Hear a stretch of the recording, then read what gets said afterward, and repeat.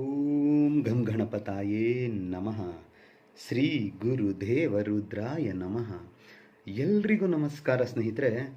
ನಾನು ನಿಮ್ಮ ಪ್ರಕಾಶ್. ಸ್ನೇಹಿತರೆ, ಇಂದು ನಾನು ನಿಮಗೆ 10 ನಿಮಿಷದಲ್ಲಿ ವಶೀಕರಣ ಹೇಗೆ ಮಾಡೋದು ತಿಳಿಸ್ಕೊಡ್ತೀನಿ. ಅದಕ್ಕೂ ಮುಂಚೆ ನನ್ನ ಚಾನಲ್ನ ಸಬ್ಸ್ಕ್ರೈಬ್ ಮಾಡಿಲ್ಲ ಅಂದರೆ ಸಬ್ಸ್ಕ್ರೈಬ್ ಮಾಡಿ, ಲೈಕ್ ಮಾಡಿ, ಶೇರ್ ಮಾಡಿ, ಹಾಗೆ ಬೆಲ್ ಐಕಾನ್ ಬಟನ್ ಪ್ರೆಸ್ ಮಾಡೋದನ್ನ ಮರಿಬೇಡಿ. ಹೇಗೆ ಅಂದರೆ ಮುಂದೆ ನಾನು ಏನು ವೀಡಿಯೋಸ್ ಬಿಡ್ತೀನೋ ಅದೆಲ್ಲರಿಗಿಂತ ಮುಂಚೆ ನಿಮಗೆ ಬಂದು ಸೇರುತ್ತೆ. ಸ್ನೇಹಿತರೆ, ಈ ಕ್ರಿಯೆ ಮಾಡೋದಕ್ಕೆ ಬೇಕಾಗಿರುವ ಸಾಮಗ್ರಿಗಳು ಏನು ಮತ್ತು ಯಾವತ್ತು ಮಾಡಬೇಕು ನಾನು ತಿಳಿಸ್ಕೊಡ್ತೀನಿ. ಬನ್ನಿ. ಮೊದಲಿಗೆ ನಿಮಗೆ ಒಂದು ವೀಳ್ಯದೆಲೆ ಬೇಕಾಗುತ್ತೆ, ಮತ್ತು 2 ಬೆಳ್ಳುಳ್ಳಿ ಬೇಕಾಗುತ್ತೆ, ಮತ್ತು ಒಂದು ಒಣಗಿದ ಮೆಣಸಿನಕಾಯಿ ಬೇಕಾಗುತ್ತೆ, ಒಂದು ಪೆನ್ನು.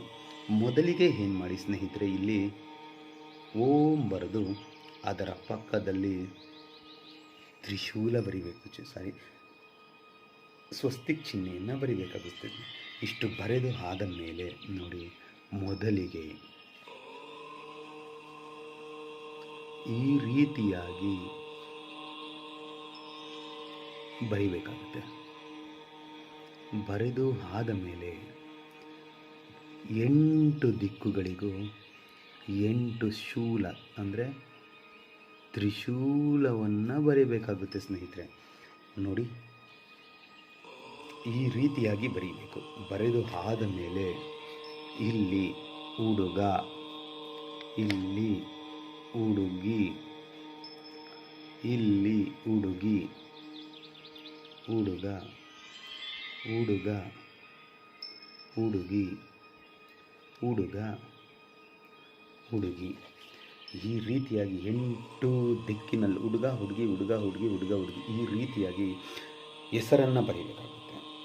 4 ಸಾರಿ ಹುಡುಗನ ಹೆಸರು, 4 ಸಾರಿ ಹುಡುಗಿ ಹೆಸರು. ಇಷ್ಟನ್ನು ಬರೆದು ಆದ ಮೇಲೆ ಒಂದು ಬೆಳ್ಳುಳ್ಳಿಯನ್ನು ಹಾಗೆ ಇಟ್ಟು, ಇನ್ನೊಂದು ಹೀಗೆ ಇಟ್ಟು, ಸೆಂಟರಿನಲ್ಲಿ ಹೀಗೆ ಮೆಣಸಿನಕಾಯಿಯನ್ನು ಇಡಬೇಕಾಗುತ್ತೆ. ಇಟ್ಟು ಆದ ಮೇಲೆ ಇದನ್ನು ಹೀಗೆ ನಿಮ್ಮ ಬಲಗೈಯಲ್ಲಿ ಹಿಡಿದುಕೊಂಡು ಸ್ನೇಹಿತರೆ, ಇವಾಗ ನಾನು ಏನು ಮಂತ್ರ ಹೇಳ್ತೀನೋ ಈ ಮಂತ್ರವನ್ನು 108 ಸಾರಿ ಹೇಳಬೇಕಾಗುತ್ತೆ.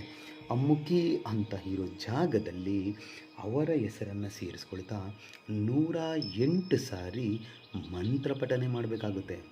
ಮಂತ್ರ ಹೀಗಿದೆ: ಓಂ ದೀಂ ದೀಂ ಅಮ್ಮುಕಿ ಸ್ವಾಹ. ಮಂತ್ರ ಇನ್ನೊಮ್ಮೆ ಹೇಳ್ತೀನಿ ನೋಡಿ ಸ್ನೇಹಿತರೆ. ಓಂ ದೀಂ ದೀಂ ಅಮ್ಮುಕಿ ಸ್ವಾಹ. ಅಮ್ಮುಕಿ ಅನ್ನೋ ಜಾಗದಲ್ಲಿ ನಿಮಗೆ ಬೇಕಾಗಿರುವವರ ಹೆಸರನ್ನು ಸೇರಿಸ್ಕೊಳ್ತಾ ಮಂತ್ರ ಪಠನೆ ಮಾಡಿ. ಮಂತ್ರ ಮುಗಿದ ಮೇಲೆ ಈ ಎಲೆ, ಬೆಳ್ಳುಳ್ಳಿ, ಮೆಣಸಿನಕಾಯಿಗೆ ಉಫ್ ಅಂತ 3 ಸಾರಿ ಅಭಿಮಂತ್ರಿಸಿ ಆದ ಮೇಲೆ ಒಂದು ಕೆಂಪು ಬಟ್ಟೆಯನ್ನು ತೆಗೆದುಕೊಳ್ಳಿ ಸ್ನೇಹಿತರೆ. ಕೆಂಪು ಬಟ್ಟೆಯಲ್ಲಿ ಇದನ್ನು ಹೀಗೆ ಇಟ್ಟು ಸ್ನೇಹಿತರೆ, ಈ ರೀತಿಯಾಗಿ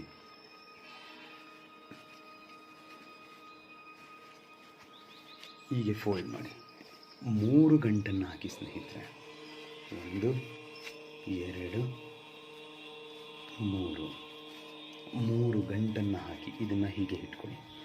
ಇದನ್ನು ಹೀಗೆ ಇಟ್ಟು ಆದ ಮೇಲೆ ಇದನ್ನು